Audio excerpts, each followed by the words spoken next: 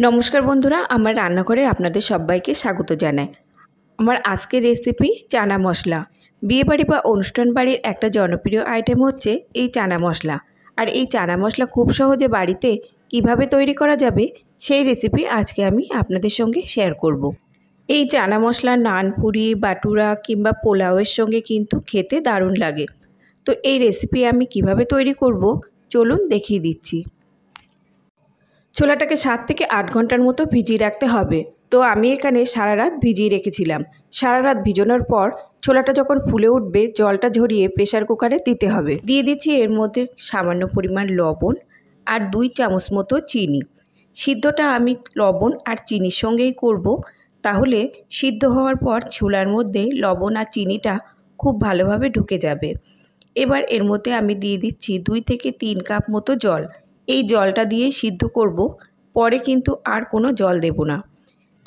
কাবলি ছোলা সিদ্ধ হতে একটু সময় লাগে, তাই দুটো বা তিনটে সিটি দিয়ে লো ফ্লেমে অন্তত 15 মিনিটের জন্য রাখতে হবে। এবার ছোলাটা সিদ্ধ কেমন হয়েছে আমি আপনাদের তাও দেখিয়ে দিচ্ছি। ছোলাটা একদমই কিন্তু নরম হয়ে গেছে।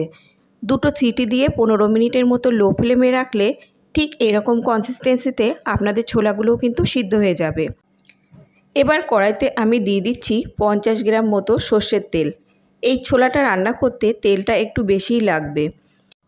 তেলটা গরম হয়ে আসলে এবার কিছু শুকনো মশলা এর মধ্যে অ্যাড করতে হবে। দিয়ে দিচ্ছি এর মধ্যে 3 থেকে 4টে শুকনো লঙ্কা, 3 থেকে 4টে তেজপাতা, 4 থেকে 5টা লবঙ্গ, একটা জয়িত্রী, 3 থেকে 4টে এলাচ থেতো করে, একটা চক্রফুল, অল্প কিছু গোলমরিচ, 7 থেকে 8টা ছোটো ছোটো টুকরো করা দারচিনি, খুব সামান্য পরিমাণ শাহি জিরে।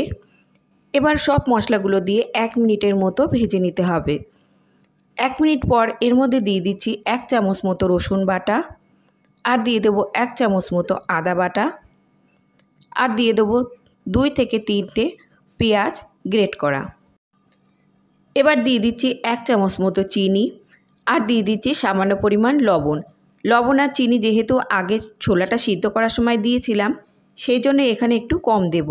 আর দিয়ে দিচ্ছি 1 চামচ মতো ভরা ভরা কাশ্মীরি লঙ্কার গুঁড়ো, আর দিতে হবে একটা টমেটো, আর দিতে হবে হাফ চামচ মতো হলুদ গুঁড়ো। টমেটো এখানে আমি গ্রেট করে দিয়েছি, কারণ কুচিয়ে দিলে টমেটোটা সিদ্ধ হতে অনেকক্ষণ টাইম লাগবে, সেই জন্য আমি গ্রেটার দিয়ে গ্রেট করে দিয়েছি।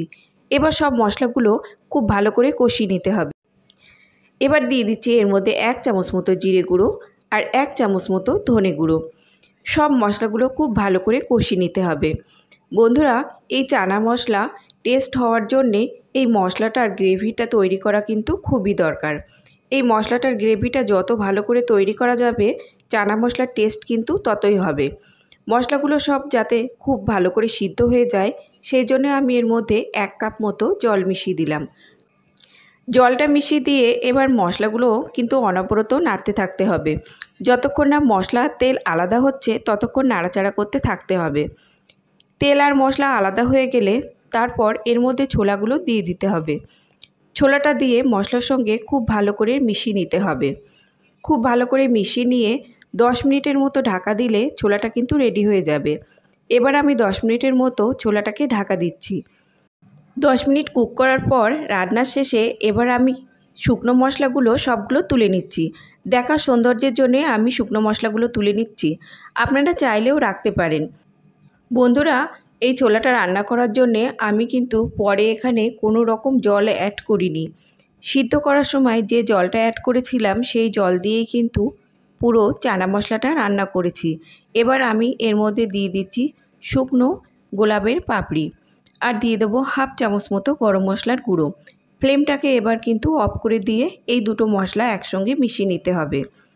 ফ্লেমটাকে অফ করে দিয়ে মিশিয়ে নিয়ে এবার খুব ভালো করে মশলাগুলোকে সব নাড়াচাড়া করে একসঙ্গে মিশিয়ে নিতে হবে।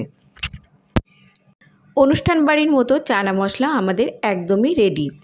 বন্ধুরা, রেসিপিটি ভালো লাগলে কমেন্ট সেকশনে জানাতে কিন্তু একদমই ভুলবেন না রেসিপিটি আপনাদের কেমন লাগলো। এবার একটা সার্ভিং প্লেটে আমি তুলে নিচ্ছি, তুলে নিয়ে সার্ভ করব। রেসিপি ভালো লাগলে লাইক শেয়ার কমেন্ট করতে কিন্তু একদমই ভুলবেন না। বন্ধুরা, আপনারা বাড়িতে আমার মতো করে এভাবে অনুষ্ঠান বাড়ির মতো চানা মশলা একবার রান্না করে দেখুন, ছোট থেকে বড় সবাই কিন্তু খুব পছন্দ করবে। আজ তাহলে এই পর্যন্তই বন্ধুরা, দেখা হবে অন্য কোনো ভিডিওর সঙ্গে। ততক্ষণ সুস্থ থাকবেন, ভালো থাকবেন, ধন্যবাদ।